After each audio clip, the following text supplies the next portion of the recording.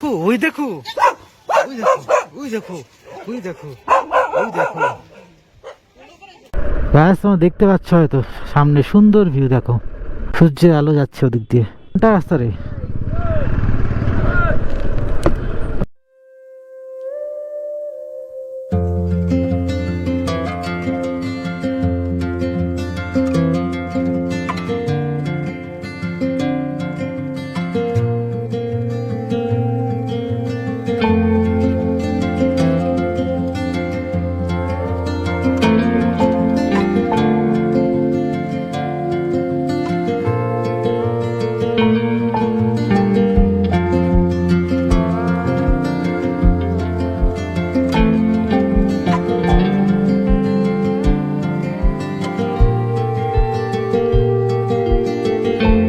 বাইরে প্রচন্ড ঠান্ডা, ঘরের ভিতরে বুঝতে পারছিলাম না। এই যে হোটেলে তোমার বাইরের যে লুকটা দেখা যাচ্ছে, এটা হচ্ছে এন্ট্রান্স। আর স্নো লাইন হোমস্টে, আমরা ছিলাম ফার্স্ট ফ্লোরে। আর তোমাদেরকে আমি এখন এখানকার যে ম্যানেজার তার সঙ্গে কথা বলে দিচ্ছি, তোমরা যদি আসো তাহলে কি কি ফ্যাসিলিটি पावे। तो आइए, कोई भी अगर आए राइडर, उसके क्या क्या फैसिलिटी मिलता है यहाँ पर, थोड़ा बोल दीजिए अपना होम स्टे के बारे में। होम स्टे में आपका फैसिलिटी, आपका गर्म पानी, वाईफाई सब हो जाएगा।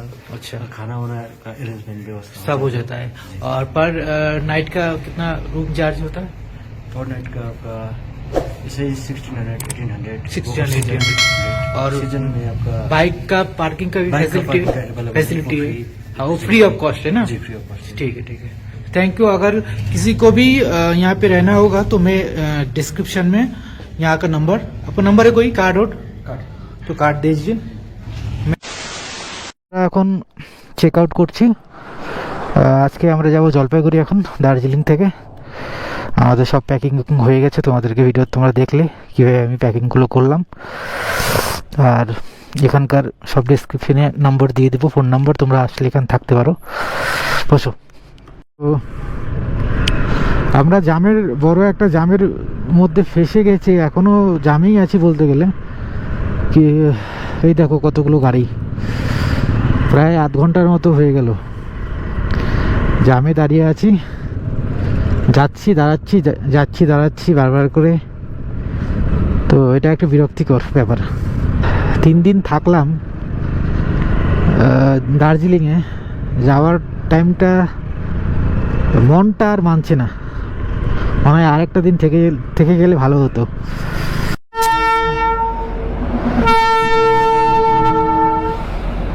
কতবার দেখবার টয় ট্রেন। এই রাস্তাতে কাজগুলো হচ্ছে, এই কারণে জায়গায় জায়গায় জ্যাম। ডান পাশে আমার ঘুম স্টেশন, যেটা আগের ব্লগেও বলেছি, এটা ইন্ডিয়ার হাইয়েস্ট রেলওয়ে প্ল্যাটফর্ম। তো জ্যাম থাকার কারণে আমাদের বেরোতে একটু লেট হয়ে গেল।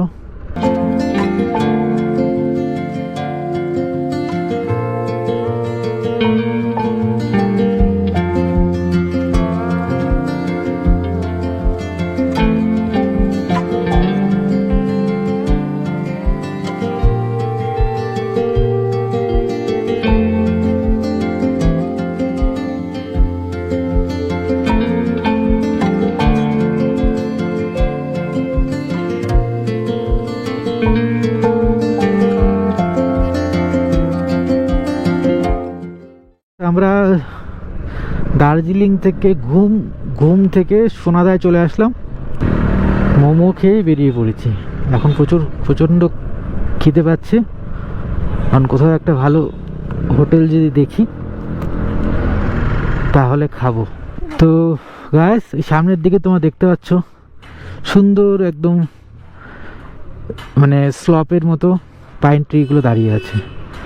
তো সোনাদায় আমরা একটা হল্ট নিচ্ছি, এখানে আমরা লাঞ্চ করব, তারপর বেরোবো, কারণ প্রচণ্ড খিদে পেয়েছে এখন। গ্যাস চুলের অবস্থা একদম নষ্ট হয়ে গেছে। যাই হোক, এখানে আমরা এখন ব্রেকফাস্টটা করবো। ব্রেকফাস্ট হয়ে গেছে আমাদের। আমরা এখন লাঞ্চ করব। এখানে তো চিকেন নেই, তো আমরা ভেজই খাবো। ভেজ হচ্ছে পার প্লেট 110 টাকা করে। তো খেয়ে তারপর আমরা আমাদের রাইড কন্টিনিউ করবো।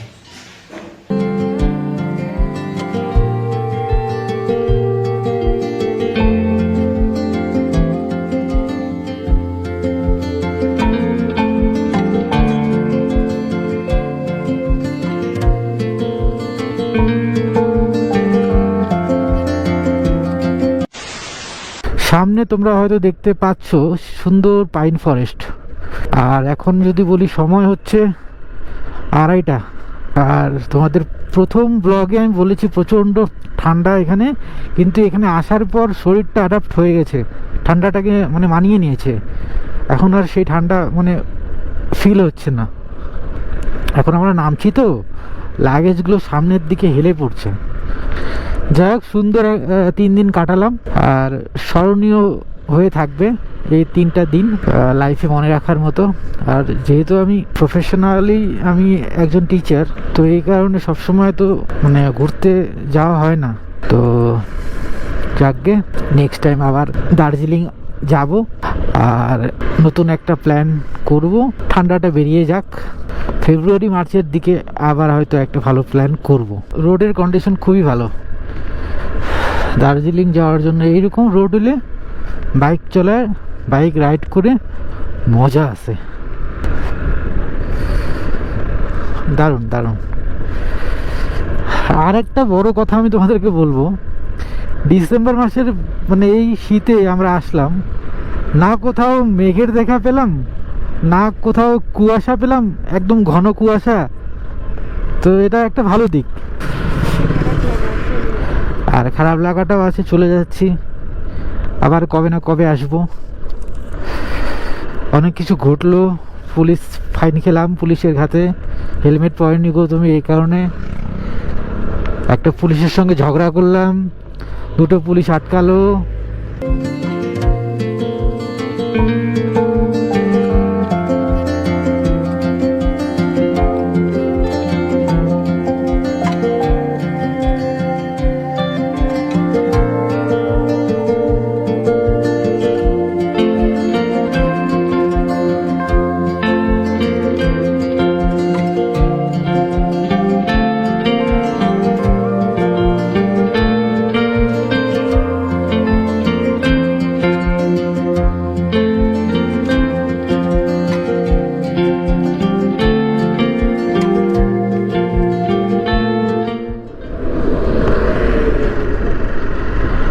তো কার্শিয়াং হয়তো আসিনি, কিন্তু কার্শিয়াংয়ের কাছাকাছি আমরা এখন। সামনেই কার্শিয়াং টাউন। তো যদি বলি তাহলে অর্ধেকটা চলেই আসলাম, বাকি অর্ধেক নামলেই আমরা শিলিগুড়ি, আর ওখান থেকে তারপর জলপাইগুড়ি। কোনটা রাস্তা রে? ও ওয়ান ওয়ে নাই, বুঝতাম অনেকগুলো।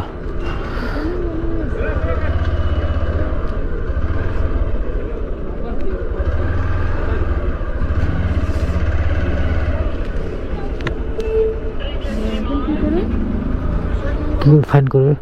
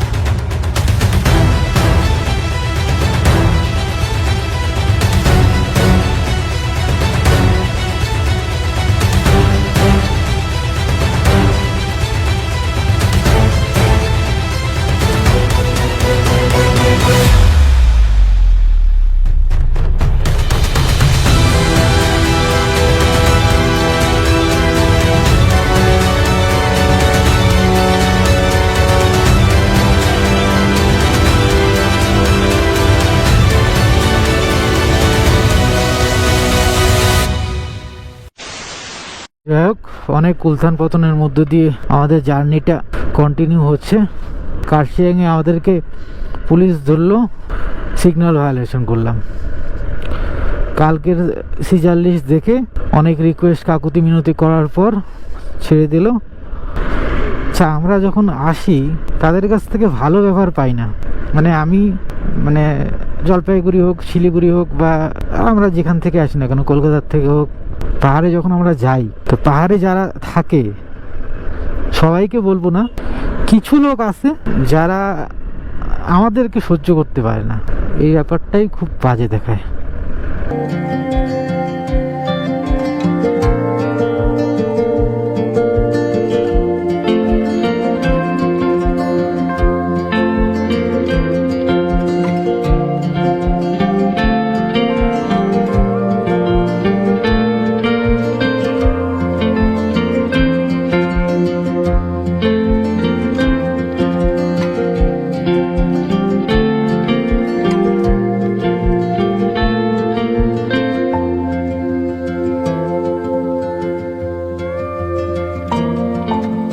এখন টাইম হচ্ছে 3:55, মানে 4টা বাজে।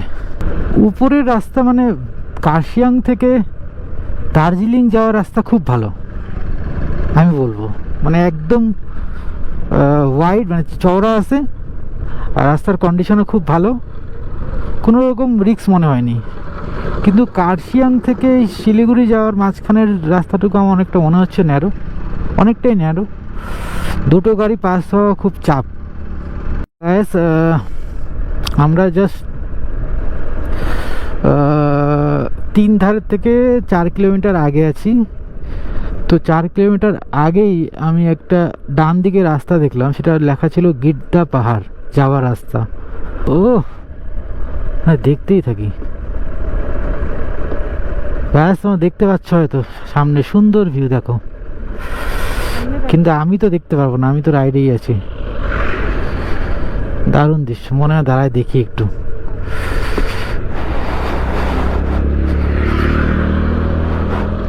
তোমাদেরকে দেখাই, ওই যে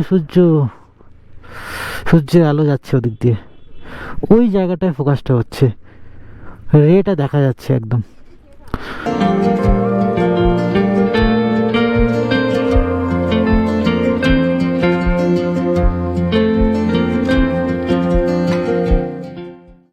কুকুরটা ওখানে কেউ শুয়ে আছে এখানে, আর কুকুরটা তখন থেকে করে যাচ্ছে।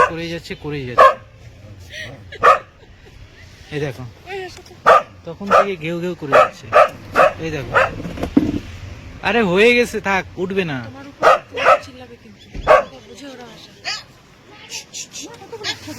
ওই দেখো, ওই দেখো, ওই দেখো, ওই দেখো, ওই দেখো,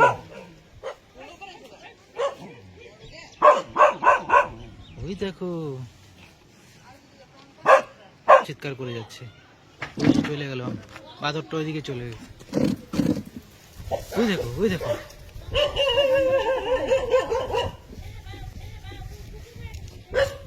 মোমো খাওয়ার পর আমরা আবার বেরিয়ে পড়লাম। আর যে জায়গাটা মোমো খাচ্ছিলাম সেই জায়গাটার নাম তোমাদের আমি বলতে পারলাম না। 3 ধারে ক্রস করে কোনো একটা জায়গা হয়তো হবে, কিন্তু প্রচণ্ড হাওয়া বইছিল এখানে। সত্যি দার্জিলিং অনেকটাই দূর, মানে রাস্তা আর শেষ হয় না। যাওয়ার সময় তাই হয়েছিল, আসার টাইমও তাই। সন্ধ্যা নেমে গেল একদম, এখন বাজে প্রায় 4:50, আর অন্ধকার নেমে এলো। গৌতমের নাকি দুটো কান ব্যথা করছে। জিন্দগি এক সফর है सुहाना, यहाँ कब क्या हो किसने जाना। আমরা এখন চলে আসছি শিলিগুড়ি, আর এখন টাইম হচ্ছে 5:53 বাজে। এখন শিলিগুড়িতে একটু চা ব্রেক নিয়েছি, চা ব্রেক নিয়ে আবার চলে যাবো জলপাইগুড়ি। এই দেখো, বাইক পুরো সার্ভিস দিয়েছে আজকে আমাদের। কেমন লাগলো দার্জিলিং থেকে? আবারও যাব নেক্সট একটা জায়গায়। কোথায়? তবে কোমর খুব ব্যথা হয়ে গেছে, যাবো পরে বলবো সেটা। ঠিক আছে। বন্ধুরা চা খাওয়া আমাদের হয়ে গেল, এবার ও পেমেন্টটা করছে গৌতমী, এরপর আমরা যাবো জলপাইগুড়ি। তো গ্যাস লাগেজটা একদিকে হেলে পড়েছিল, ওটা ঠিক করার জন্য একজন বললো ভদ্রলোক, তো তার জন্য একটু নেমে আমি ঠিক করে নিলাম লাগেজটা। তো এখন আমি মোটামুটি ফাটা পুকুরের কাছাকাছি। তো পানিকৌড়ি টোল প্লাজা পার করছি এখন, ঠিক ফাটা পুকুরের আগে। এখন টাইম হচ্ছে 6:33। জলপাইগুড়ি পৌঁছতে পৌঁছতে মোটামুটি আমার যা মনে হচ্ছে 7টা বাজবে। তাহলে দার্জিলিংয়ে বেরোলাম আমরা 1টায়, জলপাইগুড়ি যেতে যেতে 7টা।